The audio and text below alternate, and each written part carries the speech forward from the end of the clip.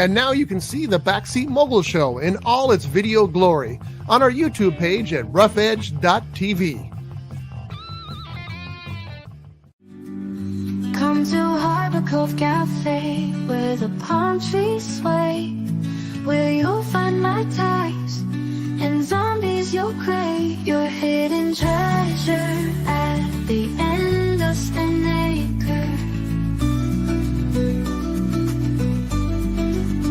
Tropical libations, feel the island vibrations. Taste the flavors that delight in our paradise of the night. Sip on sunshine in your cup, life's a breeze, so drink it up. Harbor Cove Cafe, where the aloha stays. Your perfect getaway at the end of the bay.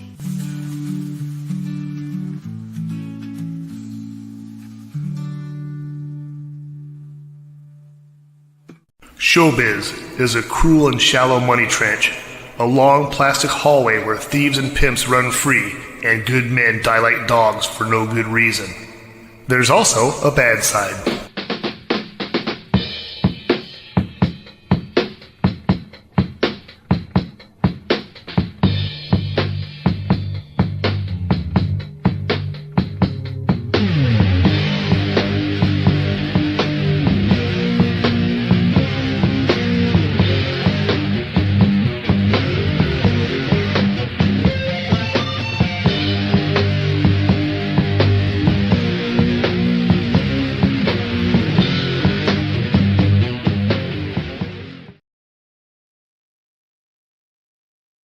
This is the Backseat Mogul Show live here on Rough Edge FM. I am R. Scott Bolton. I am the Backseat Mogul, and this is the show where we talk about show business.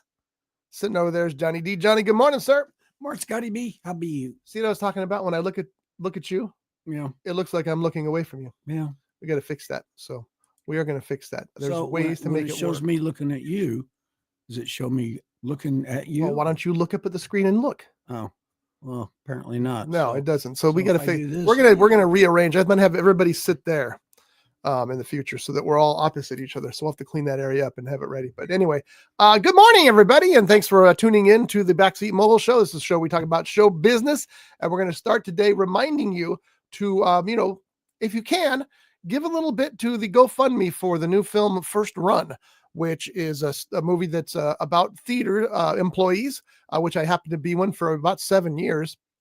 I started with a flashlight, worked my way up all the way up to manager. Oh, it was a big thing. I love that job, though. I didn't pay squat, but I learned a lot about virtually every aspect of business and virtually every aspect of showbiz and movie business, I should say. And it's a very interesting job. So, and the best perk is, and I hope they still do this, free movies. Well, the movies for free is a good thing. So anyway, once again, this is for the movie First Run. Jeffrey Jeunet is the creative force behind it. He wrote the script, he's directing it, and funding it himself too. So any little bit of help you can have is good. I got my costume all put together. Johnny brought me the final piece. So I've got an authentic U.S. Post Office shirt to wear. I got the little silly shorts. I got black socks, silver shoes, and a cap. I do need one more piece, though. I better get that ordered. I need the little logo that goes on the hat because I just got a blue hat, and it doesn't have any logo on it. So I got to order that. Well, I found out something very interesting when I secured the shirt. Yes. Now, are you the part that you're playing? Is it as a delivery? Yes.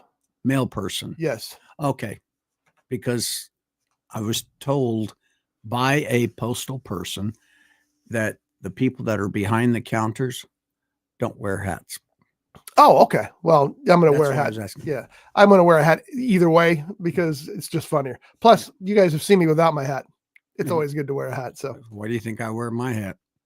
Exactly. Yeah. Yeah. I don't want the light shining on my top of my head. It's like a beacon. Blinding people. It's like a beacon. So anyway, that's it again. One more time. There you go. GoFundMe, help fund First Run.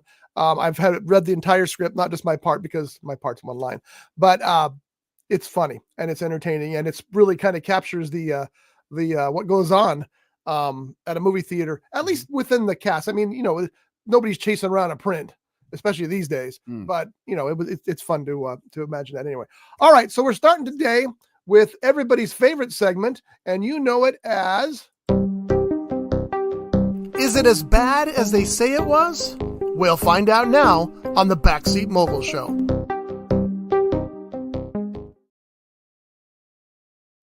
So, Johnny D and I went to see Kraven the Hunter. Now, let me tell you about Kraven the Hunter. And you've probably seen it in the news because it's a notorious big box office bomb. And let me just tell you some of the figures behind it. So Kraven the Hunter is a brand new movie, still in theaters as a matter of fact, but only probably for a matter of days. It stars Aaron Taylor Johnson, Ariana DuBois, Fred Hettinger, and Russell Crowe. It's directed by J.C. Chandor, who directed the previous movies, The Most Violent Year and All Is Lost. Have you seen All Is Lost? No, I have not. Fantastic film. It's Robert Redford plays I believe a doctor who, or maybe somebody even richer, somebody like a mogul. And he's stuck at sea. His ship stops. And so he's trying to survive. And most of the film, the vast majority of the film, takes place in the boat. And Chandor manages to keep it entertaining despite the fact that you're just in this claustrophobic scene. I know that sounds funny, claustrophobic, and you're stuck in the middle of the ocean, but trust me, it's claustrophobic. And Robert Redford, I believe, was nominated for an Academy Award for it. Really? Because he was just in that by himself. So yeah, if you haven't seen All Is Lost, I highly recommend it. So he's the only, for the most part, the only actor in it. Virtually, yes. There's other people in the beginning and the end, I think, but then he's by himself. You might hear a voice occasionally, but yeah, it was a terrific film, very impressive, especially for Redford. But Chandor gets credit for keeping it entertaining. It reminds me a lot of Gerald's Game by Mike Flanagan. It was based on a Stephen King story about a woman who was handcuffed to her bed and her husband has a heart attack. They're playing sex games and he has a heart attack and dies. And she's stuck to the bed in the middle of this forest, this cabin in the forest. And it's kind of terrifying, as you might imagine. And since Stephen King wrote it, it's even more terrifying. But it's a terrific movie that holds your attention despite the fact all the action takes place in that room. And that's the same with the All Is Lost. All right, here's the synopsis of Kraven that I took from Internet Movie Database. I believe it was created by the studio, and I believe that this might also be part of the problem with the movie not making any money because, well, I'm going to tell you this. I'm going to read you the synopsis here, Johnny, and you tell me whether it's a good one or not. Okay. Kraven's complex relationship with his ruthless father, Nikolai Kravenov, starts him down a path of vengeance with brutal consequences, motivating him to become not only the greatest hunter in the world, but also one of the most feared.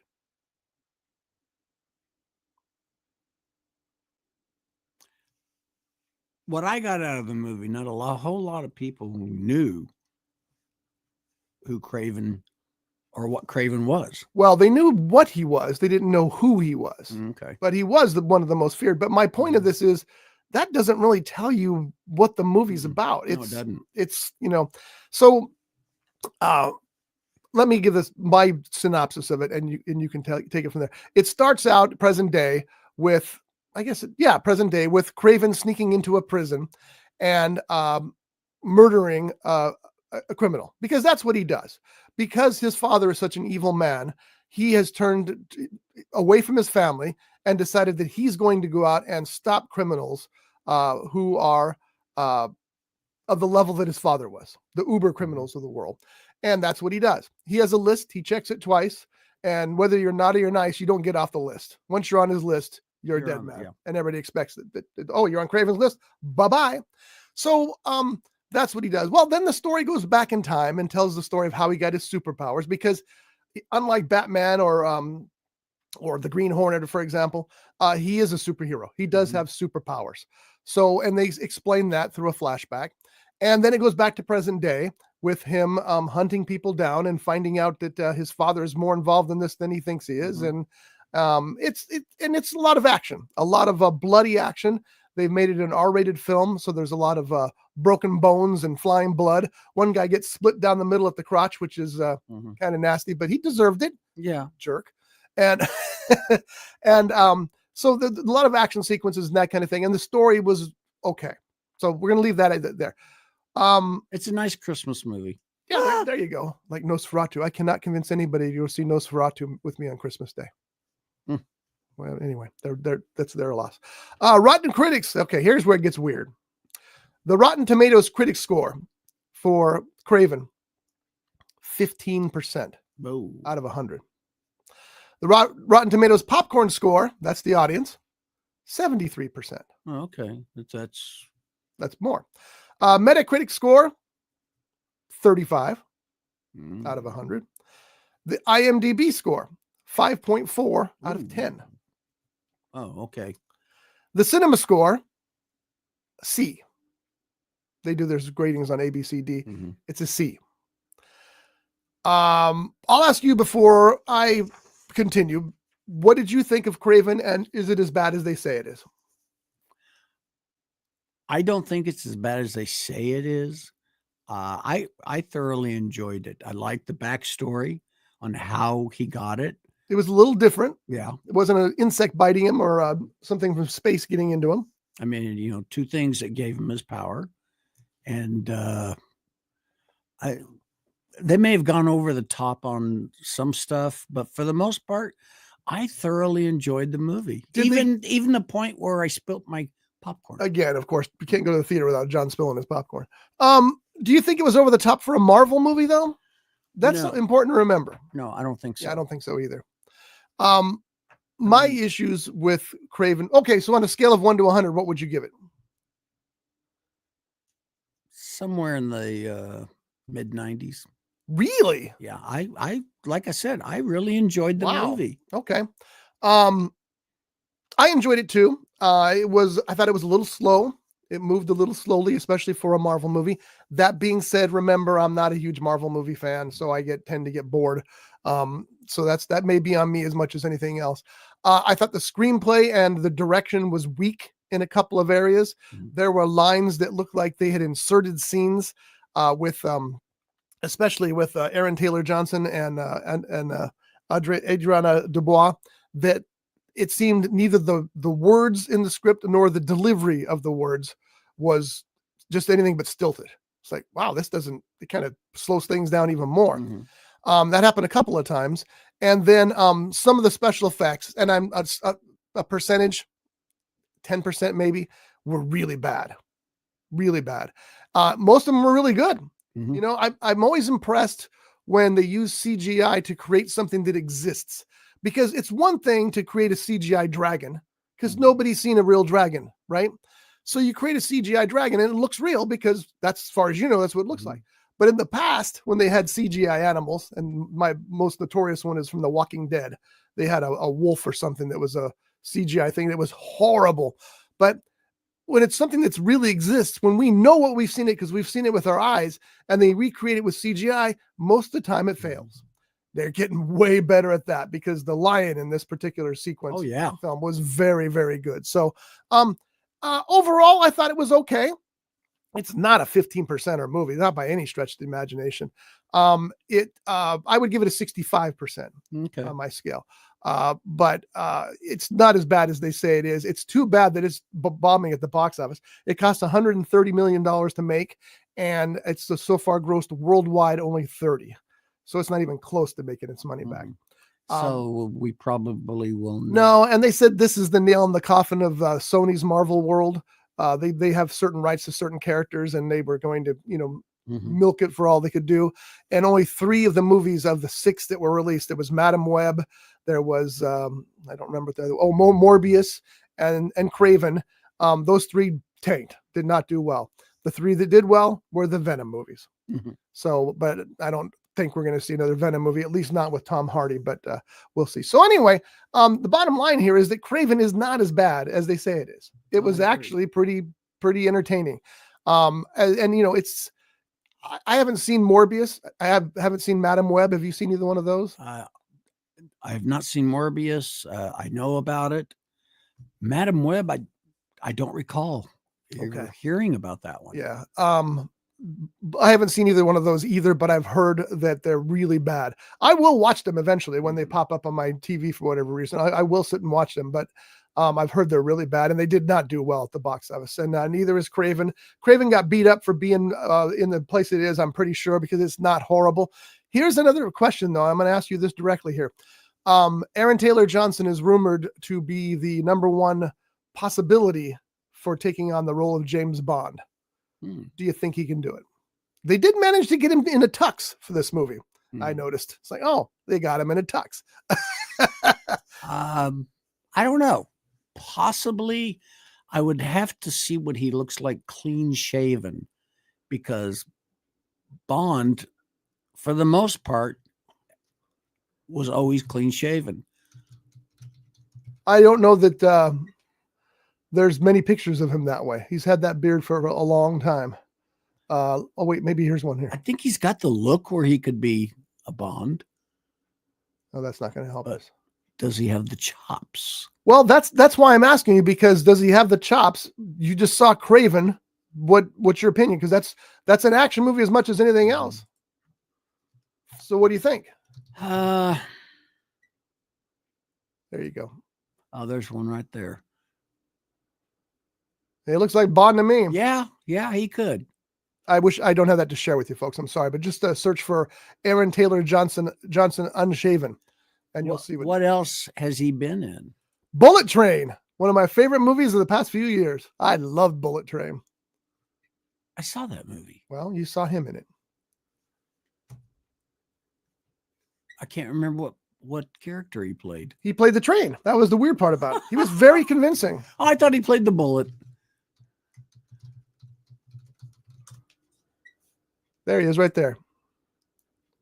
A little goofier. Yeah. But then Bullet Train's a goofy movie. Oh, yeah. But I absolutely love it. So anyway, the bottom line here again is that Kraven is not as bad as they say it is. Is it great? John thinks it is. Hold on. John thinks it is. Nope, still got it wrong. Go that way. John thinks it is. But I 65% for me. I would give it a C minus maybe. It's not horrible by any stretch. It certainly isn't 15% good. And I know that's not how the ratings work, but 15% of the critics gave it good reviews. But I think it deserved a better score than that. Well, one of the reasons I went as high as I did is the fact that I'm looking at it as someone who has not been in the business. Now, I was in the business for a short while, but you were a movie critic. You still are, but you used to write. I used to write for the newspaper. Yes. Right. So I can understand how in depth you go with it. Maybe that's how I should have viewed the movie, but I just thoroughly enjoyed it. I don't think, I really don't think that, see, you're confusing things. I think there's one thing with enjoying a movie. Mm-hmm. I get that. But there's another thing about how good is the movie. Because there's been some really bad movies that I love. Yes. Doesn't mean they're good movies. Mm-hmm. In fact, I kind of love the fact they're bad movies. So you got to take that into consideration there too. For those of you watching, and we'll do this quickly because I know people listen to this as well. Here's the Kraven poster, Kraven the Hunter. Here is Aaron Taylor Johnson as Kraven, looking badass. Here he is with the character, the comic book character behind him. And that costume does not appear till the very end of the movie. And here is Ariana Dubois, who can do no wrong in my book. She is an amazing actor.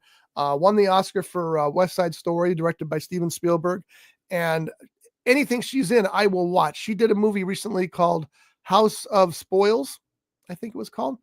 And it was a haunted house movie about a chef who moved into a big house that she was going to turn into a restaurant out in the middle of nowhere. But it was going to be one of those restaurants where people like helicopter in for her food. Well, her food keeps spoiling overnight. She makes food. She gets up the next morning. It's all rotted and she can't figure out what's going on. Well, there's a ghost there that's kind of giving her some messages. And the ghost leads her out to this garden where all these various fruits and vegetables are growing that she has no idea what they are. She's never seen them before in her life. So she starts trying them. and tasting them. And some of them make her violently ill. Others, she's like, I've never had a flavor like this. And she starts making her dishes up with that. But things still go awry. So House of Spoils, if you haven't seen that, it's on Amazon Prime. Mhm. And she, again, it's one of those movies where a lot of times she's in scenes by herself. Amazing. She's just a stunning actor. So I remember seeing trailers, and but that was a long time ago. for House of Spoils, Yeah. it was just it never was in theaters. I don't believe. I think it was just a cable movie. But anyway, I did want to mention this earlier. I'm sorry I didn't. I wanted to thank Sun Village Donuts for our breakfast this morning. Sun Village Donuts is a little donut shop over by my place, and they are the nicest people in the world. That place is as much a donut shop as it is a lottery hideout. There are people at all the tables drinking coffee, eating donuts, and scratching tickets off constantly.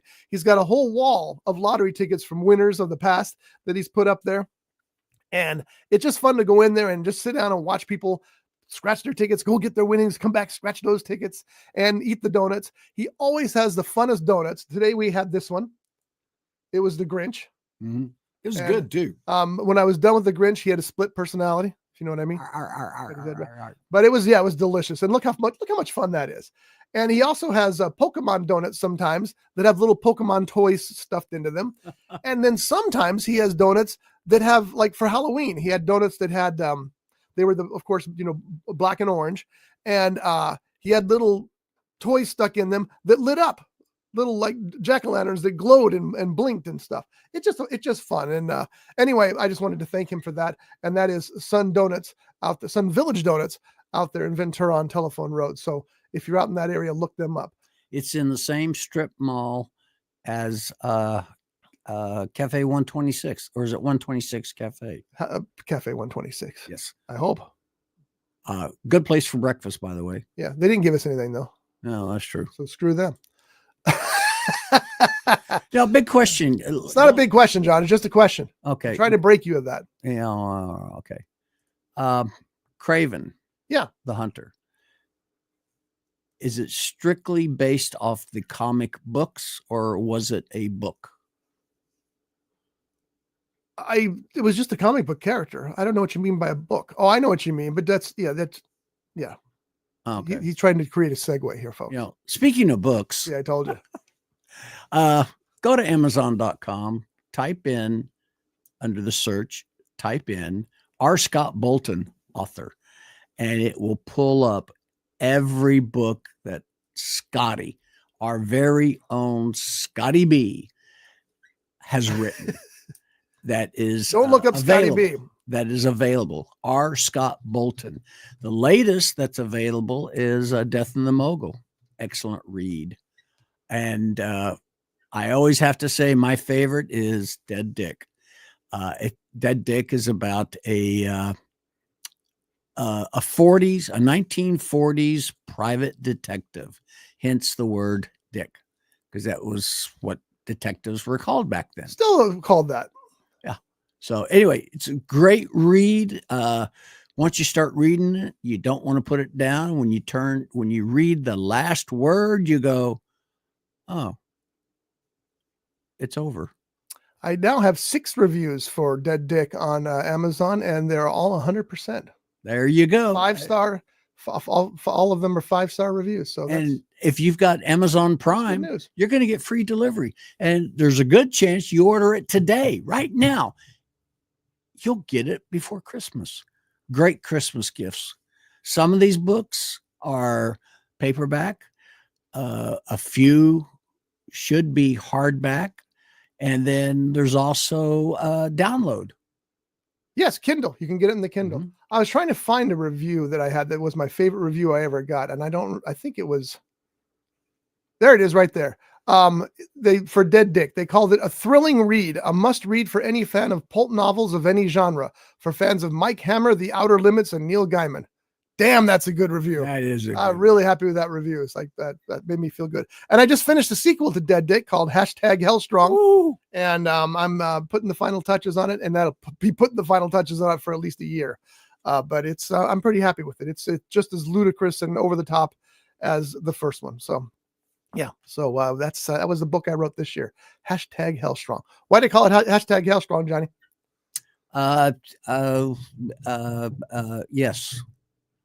because Richard Keene has to put together a team to travel to hell to rescue somebody. And what do they say when they have teams on Facebook and Twitter and those places? Hashtag Ventura Strong. Hashtag Hell Strong. That's their team. So anyway, isn't that exciting, folks? I know you're thrilled. For those of you who don't know what hashtag is, it's Johnny. Don't forget, we're so old we barely know what hashtag is. Most of the people watching are younger, and they absolutely know what hashtag is. When I first started seeing it, Pound sign. Yeah, pound sign Ventura. Number sign Ventura. Yeah, it's like, I got to learn how to use to use tags on this show. Don't start sending me more emails. I'll figure it out. Anyway, Amazon Prime, you're going to get free delivery. So R. Scott Bolton books. And yes, I'm going to use that word, plethora of books. He's the only one who uses that word, by the way, but that's okay. That's my word. I use it. All right. So a big box office battle this weekend. Looks like it's going to be very one-sided. And the two behemoths out there this weekend were Sonic the Hedgehog 3. Have you seen any of the Sonic the Hedgehog movies? There's only the previous two, I should say. They're very entertaining, especially because Jim Carrey gets back into his crazy over-the-top characters like Ace Ventura. He plays that broad of a character. And the Lion King prequel, Mufasa, which they're calling a live-action Lion King, but it's all CGI. So I don't know what I'm confused by that. But anyway, let's look at the reviews first. So the reviews for... We're going to go to RottenTomatoes.com, and I'm sorry I had that window open and I stupidly closed it. RottenTomatoes.com, Mufasa is currently sitting at a 57% with the critics, but an 88% with the audience. So that's not bad at all. Then you get to Sonic 3, 86% with the critics and 98% with the audience. What's significant about that, John?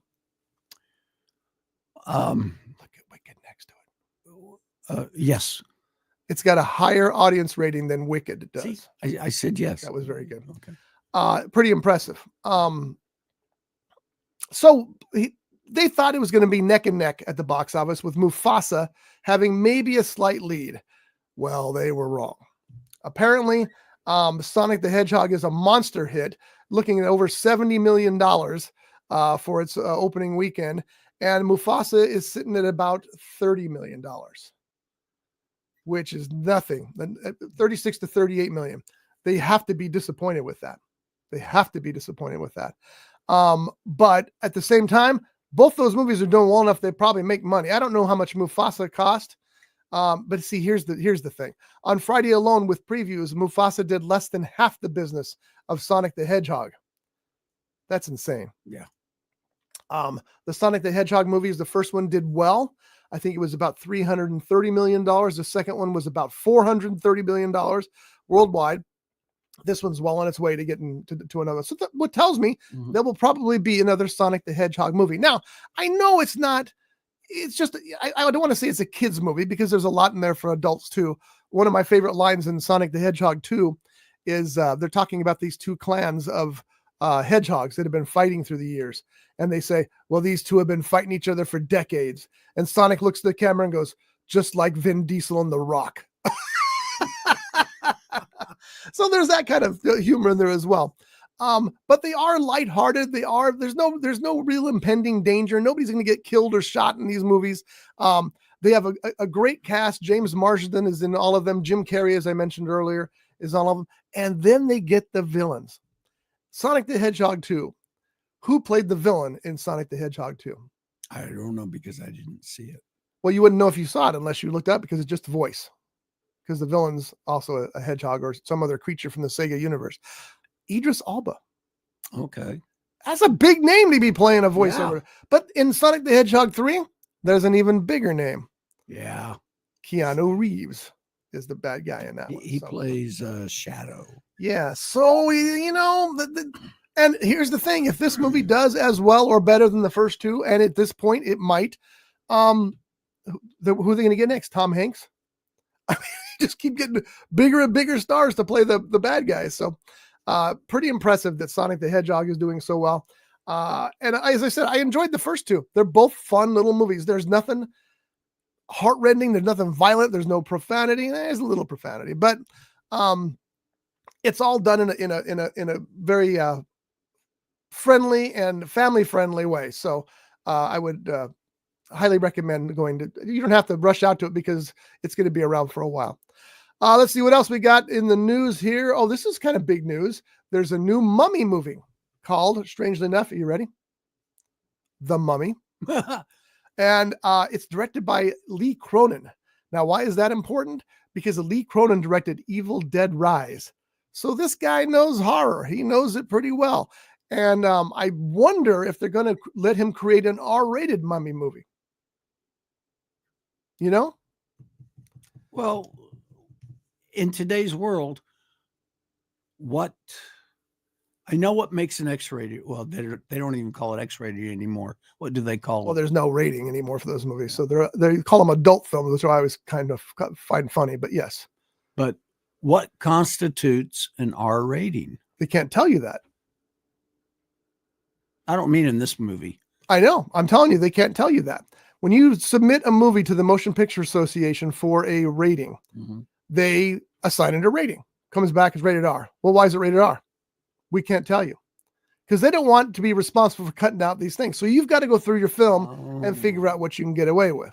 And some of the rules have been figured out. Like you can't say the F word twice in a PG-13 movie. You can only say it once. Rules like that. And you can only use it as an exclamation. You can't use it as an act. Wow, listen to this talk. We're dancing around things here.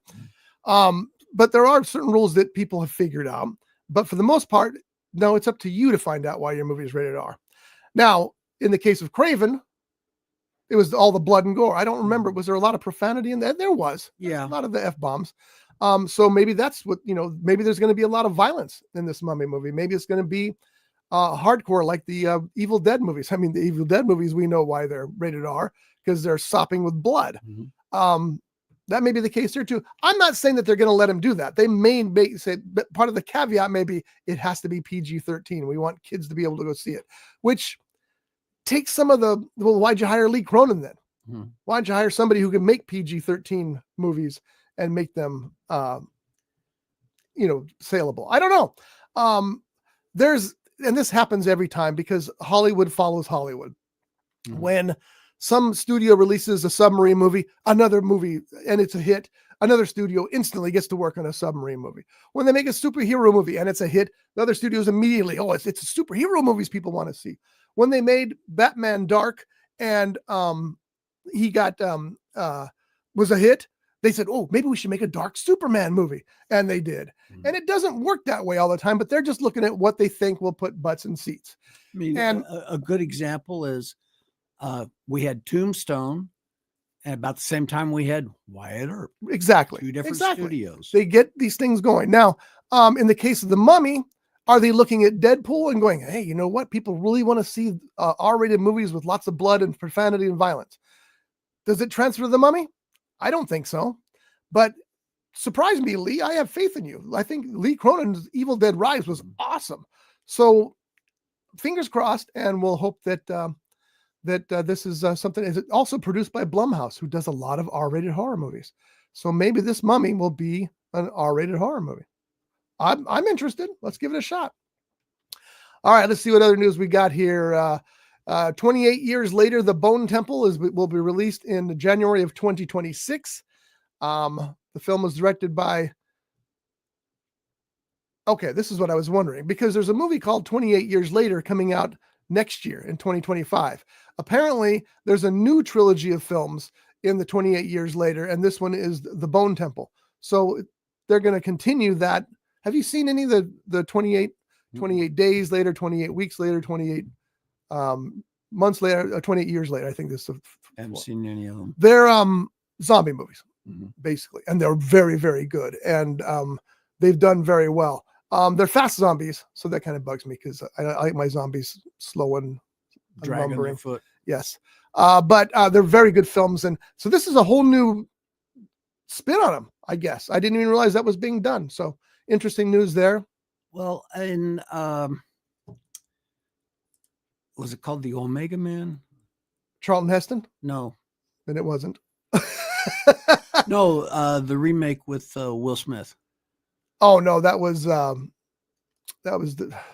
original title. Last Man on Earth.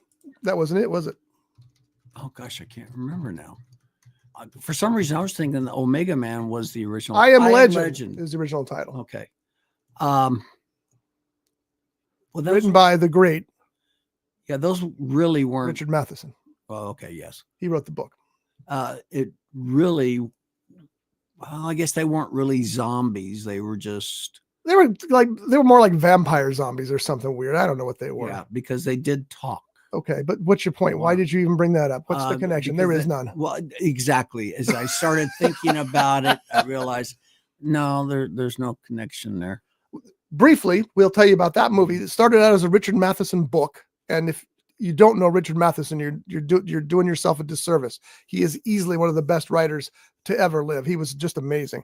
It became a Vincent Price movie called Last Man on Earth, which is also a very good movie. And I was stunned because the copy that I have is on DVD, and I got it for 50 cents at Target. Okay, great movie. And then it was remade as The Omega Man with Charlton Heston, another movie that I really enjoyed. And then remade as the Will Smith movie, I Am Legend, which is bad. Sorry, I didn't like it. Do you think maybe it had over-the-top CGI? Yes, that's part of the big problem. It's like those guys should have been prosthetic makeup. Instead, they looked like, and it wasn't even good CGI. It just didn't work for me for that. That was a big part of it.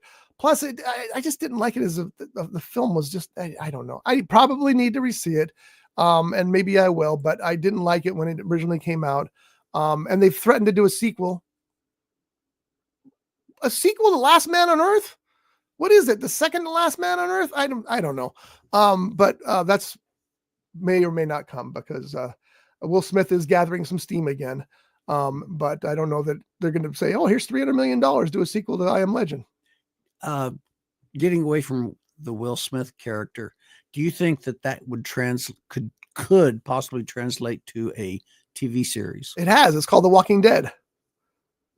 Well, no, because you're going back to zombies.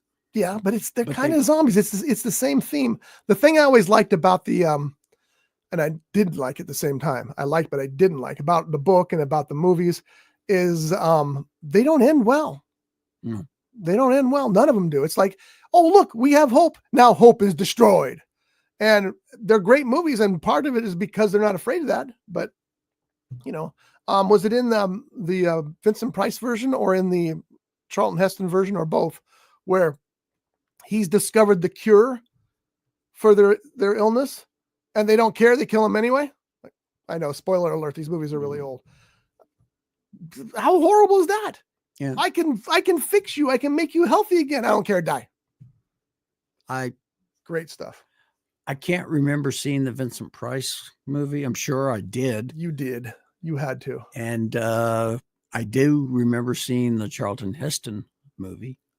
And yes, I did see the Will Smith movie. A lot more guns in the Charlton Heston movie. Yeah. And I don't think there were any in the Vincent Price movie, but I could be wrong. It's been a long time since I've seen both. I may have to go dig up my 50-cent DVD and check it. So, what they did stay true to, the vampire, zombie, whatever they were, could not come out in the daylight.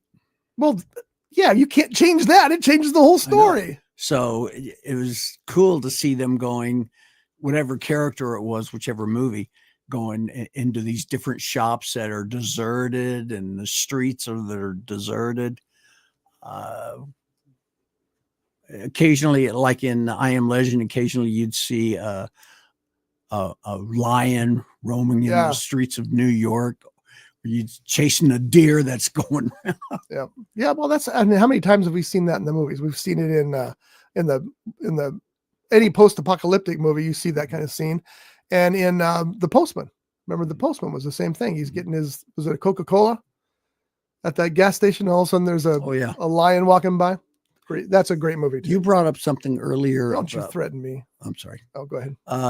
I know I was pointing. You brought up something you mentioned, the zombie TV series, Walking Dead. Yeah. Walking Dead.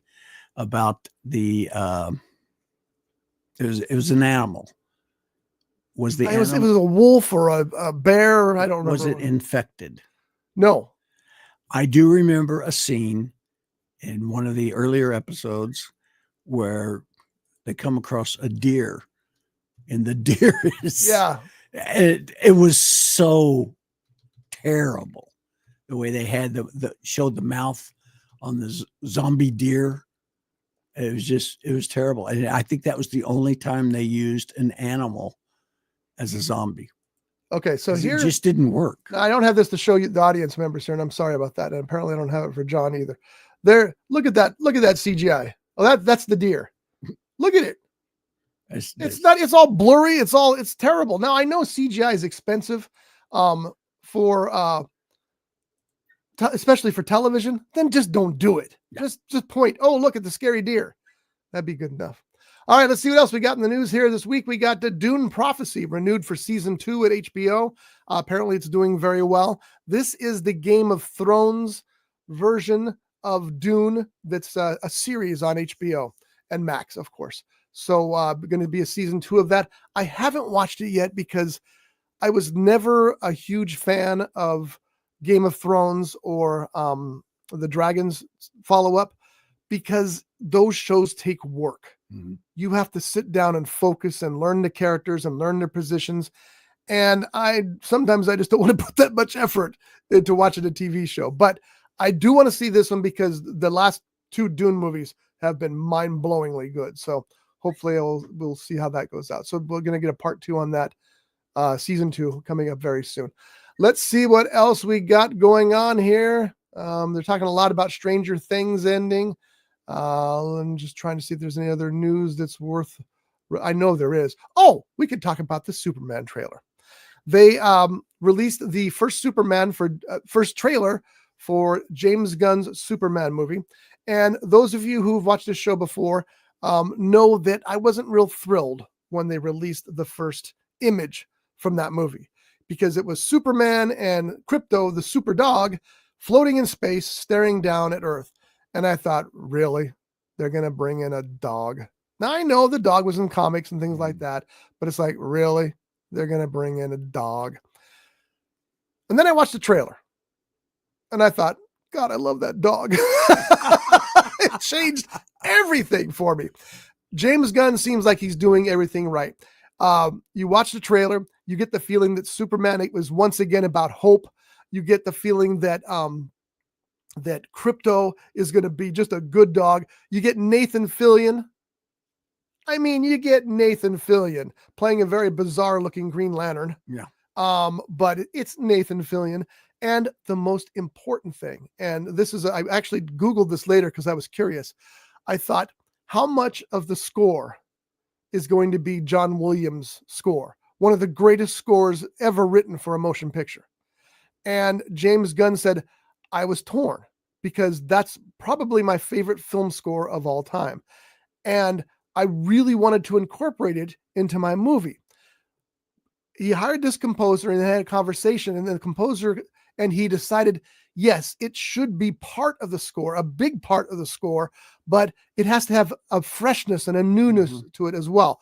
And you hear that in the trailer, that there's a Superman theme being played on electric guitar. Sounded really good. And again, I mean, the makers of the Christopher Reeve movies knew this worked, because the best thing about every movie the best thing about every Christopher Reeve movie, maybe second place to Christopher Reeve, was John Williams' score. And he didn't even do the scores for the following movies, but they incorporated that theme in there because it was so good. I'm quite sure he won the Oscar for the Superman score. If he didn't, he should have. But anyway, it really, really looks like James Gunn nailed it. Now, what do you think? I don't care what you think. Moving on. Okay. No, I'm looking forward to this movie. I mean, I'm in. Plain and simple, I'm in. One thing I noticed in this particular trailer that we saw, you heard one line of dialogue. Take me home. Yes. And that was all. Everything else in the trailer was action. No talking, no gut wrenching voice. It was just, you hear Superman say, "Take me home." And It's poignant. yes, it's nobody's talking except for that. And when you see the trailer, you'll know what we're talking about. I also love the sequence where he rescues the little girl. Jumps out in front of her when that bomb goes off and cover. It's like, that's a Superman scene. And I also like the fact that Gunn is apparently going to address the fact that, it'd be great if we had a Superman, but he can't be everywhere. And it looks like he's going to address that as well. So, yeah, because it looks like, it's in the trailer. So well, we can't tell. Yeah, go ahead and say. I was going to say, it looks like the people were turning on Superman. Because he can't be everywhere. Yeah. And how hard would that to be a being of that power and to be a purveyor of good? And there's only so much you can do, and I think that it looks like that's going to be addressed in this. So I feel really good about it now. And as I said, I was like, oh God, the one thing I'm a little concerned about is it looks like they're starting at the beginning again, because they got the whole family thing going on and what have you. But again, I could be misreading it. Maybe they'll do it in the first 5 minutes. Quick recap of the Superman story. Cause I don't know about you. I don't need to see it again.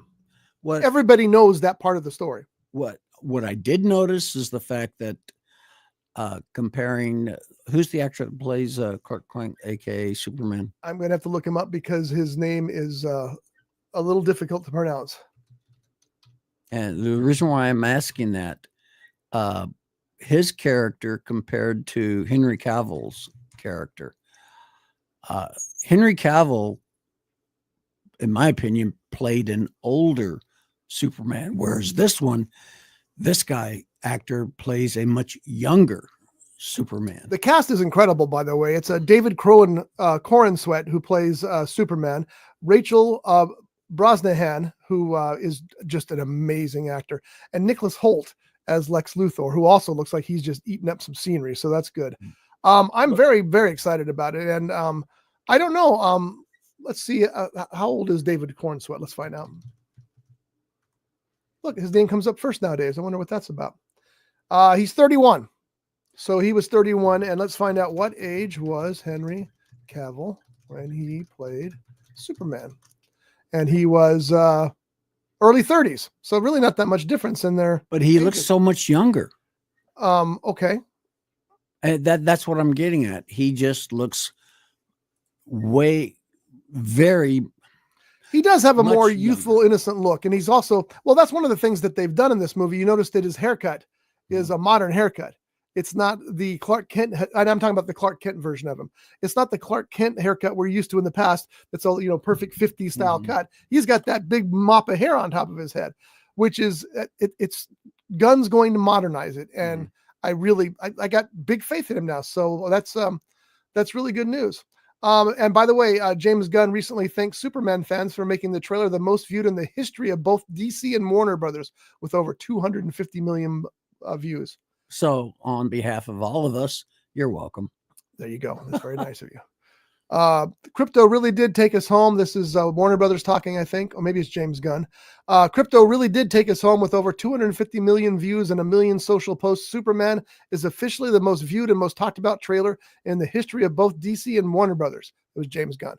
This is because of all of you. Thank you. We're incredibly grateful, and most of all, excited to share this movie with you in July. Happy holidays. So I'm very excited about it, but I definitely am looking forward to it. Yeah, I am too. I think it'll be good. All right. I guess that's pretty much it, folks. So we'll leave that where it's at. You got anything else, Johnny? Yeah. What you watching? Oh, I'll tell you a couple of Christmas movies I watched, or holiday movies. The latest one is Carry On, which is on Netflix. It's a movie starring Taron Egerton and Jason Bateman. It's about a TSA agent who's working one day and he gets a phone call. And the phone call says, you're going to let the next guy through with whatever he's got in his briefcase, or we're going to kill your girlfriend. So, of course, what choice does he have? He has to let this guy go through, even though he knows this guy's going to kill a whole plane load of people. But he doesn't let that stand, of course. He tries to put a stop to it. It takes place in an airport, so it made me think of Die Hard 2. If this was Die Hard, it'd be Die Hard -1. It's not a horrible movie by any stretch of the imagination. It's got some exciting moments, but it's just so ludicrous that, for example, it takes place on Christmas Eve, which hence makes it a Christmas movie. They say many times it's the busiest travel day of the year. And yet the good guy and the bad guy managed to find giant warehouses where there's nobody at except them. I'm sorry, if it's the busiest travel day of the year, there's going to be people working in those rooms. And there's not. And it's like, okay, that's a little ridiculous. And there's other things too, that you could drive a truck through some of the plot holes in this. That all being said, it's the #1 movie on Netflix. So what the hell do I know? Not much, apparently. It's watchable. It's watchable, but it's not. Die Hard 2 was much better. And, you know, and I'm sure cost a lot more money and what have you, but Carry On, it sure got my attention. I couldn't wait for it to come on. And then I was, you know, there's a thing called suspension of disbelief. And when you watch any movie, you have to suspend some disbelief, because you'll see James Bond ski off a cliff and then open up a parachute that's got the Union Jack on it. And you got to go, yeah, that could happen. No, you got to go, that's cool that happened. And, you know, you try that with TSA with Carry On, and it just doesn't carry you all the way through. So it's like carries you halfway through. Anyway, that's one thing I was watching. The other thing I finally got around to watching was The Bells of St. Mary. Tell me what you remember about that movie, because I bet you don't remember any of it. This is a test. His doctor asked me to do this to see how his memory is. Black and white. I can't remember if it was Bing Crosby or. You literally said it was one of your favorite Christmas movies of all time. I know it, but you can't remember anything about it. I didn't say that. Yeah, you did. I can't remember if it was Bing Crosby or Johnny Depp. I didn't say Johnny Depp. Oh, I'm sorry. I must have heard that. Pat O'Brien. It was Bing Crosby. Okay. And Bing Crosby plays a priest. That's correct. And there's bells at the church of St. Mary's. Not really. Doesn't really have a big thing in it. No, the bells are not a big part. There was snow. There was snow. Who played the beautiful nun? An actress. So The Bells of St. Mary is one of those old films from 1945 that takes place in a Catholic church. And the story is that Bing Crosby as Father O'Malley. By the way, did you know that was a sequel? There are 2 Father O'Malley films. I tried to find the first one. I couldn't find it anywhere without paying for it. No, Johnny Depp. Yes, of course, Bing Crosby. So anyway, he's assigned to go to this church, St. Mary's, because it's kind of dilapidated and falling apart. And his job is to go there and assess whether or not they should just let it fall apart and close it down, or if they should try to save it because of what's there. As you can imagine, he goes to the church and everybody falls in love with Father O'Malley, and Father O'Malley falls in love with everyone else. But he allows the nuns to make the decision about whether the church stays open or closed. And sort of a miracle happens. And I want to tell you about one part so bad because I thought it was great, especially for 1945. I'll tell you off air. But the nun, and I understand how you could forget who played her, because she's not, it was never really a big star, and she's not, like beautiful in the classic Hollywood sense. Ingrid Bergman. Oh yeah. I did not realize until this year how great Ingrid Bergman really is. I've seen her in a few things, and it's like Casablanca. Oh my God, she's incredible. Mm-hmm. And then in this, probably better than in Casablanca. She's just amazing. It's also fun to watch The Bells of St. Mary, because of course, every 18 minutes, Father, won't you play us a song? Oh, I'm so holy. Of course, you got Bing Crosby, he's got to sing. And the other thing is to think this movie was made almost 80 years ago. Wow. Put that in your pipe and smoke it. Almost 80 years ago. And I love to watch these movies. And as I'm watching them, try to figure out what was going on behind the scene.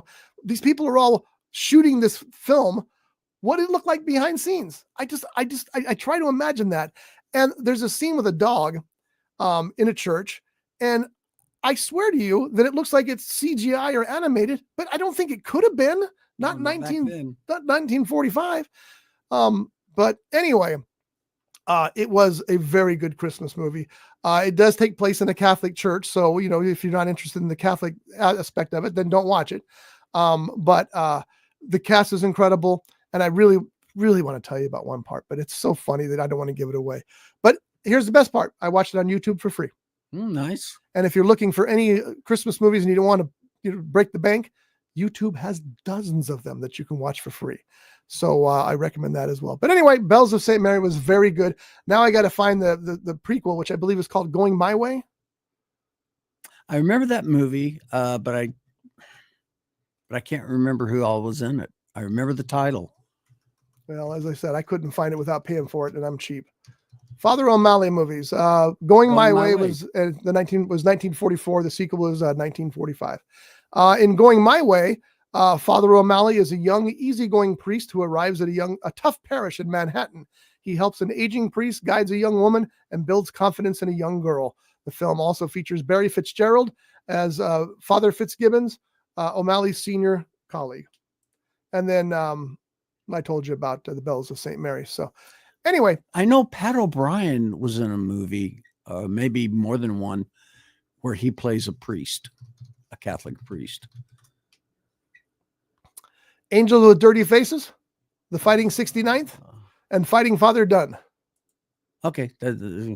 Okay, there you go. So that was one of John's favorite Christmas movies that he could remember nothing about, but hopefully I've refreshed his. But you're going to go home and watch that now, aren't you, on YouTube? Yes. There's a movie that I watched. Actually, I watched it around Thanksgiving. So it was a turkey? Well, it had Lindsay Lohan in it. It was called Our Little Secret. I already reviewed that here in the show, but go ahead. Okay. Well, no, I'm just telling you. I started watching Christmas with the Cranks. Wait, we're talking about Our Little Secret. Don't go changing corners. You said we already talked about it. We did, but let's hear your opinion. Oh, you haven't seen it. I enjoyed it. I don't care what you say. No, anyway, go ahead. Okay. No, seriously, I enjoyed it. And it's fun to see Lindsay doing well. Exactly. In this type of role, she's very grown up. Well, yeah. And when I say grown up, I don't mean just the character. The actress, Lindsay Lohan, is very grown up. And it was nice seeing her doing this type of movie. She's almost 40. Well, is she really? Yes. Oh my goodness. Time flies. Oh yeah. But I enjoyed that movie. I really did. And I did too. It's not anything to write home about. It's not great, but it passes the time well enough, and it's entertaining enough. It's okay. There are literally hundreds of Hallmark type Christmas movies, and that just happens to be another one. And then I started watching Christmas with the Cranks. I got bored with it. I really did. When that was first in theaters, I went to see it, and I did not like it. I'd like to see it again now just because the cast. I mean, it's a terrific cast. Great cast. Yeah, but I haven't seen it again. One other movie I'd like to mention here quickly. I watched this last night, and it was pretty amazing. It's called what the hell's the name of it? Hold on, I'll find out. It's a new movie. I believe it's on Netflix, and it is called Never Too Late. Elton John, Never Too Late. And it's a series of mostly audio interviews with Sir Elton John about his life, his career, and how the two combine and how it changed over the years. In the very first part of his career, he mentions how he was so focused on his career, he was basically married to his career. He couldn't really have a relationship because he was so determined to keep his chart position, to keep his tour sales up. I mean, and if you think about it, what good did it really do him? Because I looked up his net worth today, and he's worth about $800 million.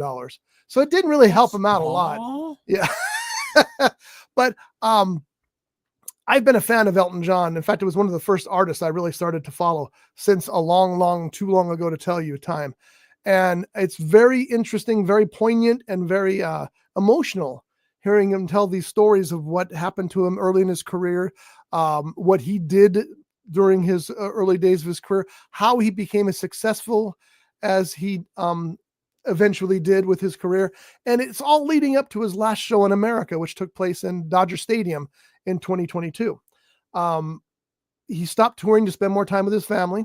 He's still recording. I just recently heard he's also going blind, which is not good. I haven't heard that. He's almost 80 years old now. Elton is. He's 77. And the man's been a superstar since the early days. Yeah. One of the biggest rock stars ever, I think you could fairly say. And seeing him perform, because they do several songs from the Dodger Stadium show, which you can actually see that entire show on Netflix as well. You remember that this guy's a legend for a reason. I've been fortunate enough to see him in concert 3 times, and all 3 times he blew my mind. He's a legend for a reason. The one thing about this documentary that I didn't really care for, it doesn't hurt the documentary at all, but it seemed kind of obvious for me. There was a period of time when things got bad between him and Bernie Taupin, and bad between him and his original band members. And I don't know if they all quit or if they were all fired. And he had some albums that weren't so successful during that time when they weren't present. They're all back now. Bernie Taupin, in fact, they show one of the best scenes in the documentary is they show the musicians when they were young and just starting playing with Elton John, and then on stage at Dodger Stadium with him in 2022. He realized that they were as essential to him as anything else. Mm-hmm. He said he can't write a song because he writes music. He doesn't write lyrics. Maybe occasionally does. Don't write me letters. But Bernie Taupin writes the lyrics. Mm-hmm. And he says, I don't hear anything until I get the words in front of me. Then I can write the song. So, the good thing that came out of him and Bernie Taupin splitting up was Bernie Taupin did an album with Alice Cooper. Mm-hmm. That's got some of the best lyrics that Alice Cooper's ever written. And Alice Cooper is a master lyric writer as well. So you get to see that. They bring Bernie Taupin out on stage. He gets a lot of his credit due. Elton says several times, I would not be who I am if it wasn't for Bernie Taupin. And that's a big, important thing to remember, because Bernie Taupin wrote all those words that you sing along to Elton's melodies. So anyway, it's on the Netflix now. I hope it's Netflix. If it's not, sorry, it's got to be somewhere. But it's terrific. And the guy's a legend for a reason. There's a reason that Elton John is who he is. Is it called Elton John Never Too Late? Yes, I said that earlier. Because I didn't write it that way. Oh, okay. Yes. Elton John Never Too Late. Okay. It's never too late. He even brings out his husband and their kids at the end, and he says, this is why I'm retiring. How sweet is that? I remember when I was in high school, one of my best friends was an Elton John fan. And I can't remember if it was his birthday or Christmas, but I bought a cassette of, I think it was 11. The album was a date. 11/17, 1970. Nope, it's 70. I think you're right. Yeah. Yeah. And best cover version. Album. Best cover version of Honky Tonk Woman I have ever heard. It was a good album. It's really good. Yeah, he plays that Stone song on that album, and it just knocks your socks off. Now that's not the it's actually called 17/11/70 because it was released in Britain, and they do their dates different. Yeah, they do the date first, month, and then yeah. So that's true. That's a great album. My first Elton John album was Rock of the Westies. Okay. And man, I was hooked instantly. I was a big fan of Yellow Brick Road. Well, that album's up there with the Pink Floyd's The Wall as greatest albums of all time. The one song, Funeral for a Friend. Love Lies Bleeding. The way it starts out, wow. Yeah. Oh, it's terrific. And then it leads right into Love Lies Bleeding. And it's almost one song, but that's incredible. Now, that is not the first time that he's played Dodger Stadium. Probably the last time. That's the whole reason he went back to Dodger Stadium, John, because when he first played Dodger Stadium, that was his big break. Yeah. That's what made him a superstar. So he wanted to end his tour at Dodger Stadium as well. I just thought I'd throw that in. I can't believe I didn't go. I should have gone to that last show. Like I said, I've seen him 3 times before, once in Vegas at his residency. And I mean, it's just amazing. Mhm. Also amazing was the drink prices there, but we won't go into that. All right. Once again, final time, please donate to the First Run GoFundMe. Here is that barcode. Scan that barcode. It'll take you to the GoFundMe page. You can leave anything from a penny to $200,000. They would prefer the $200,000, and I'm not sure that GoFundMe allows 1 penny donation. So, do your own math. But anyway, there's the barcode right there. And here's the important thing.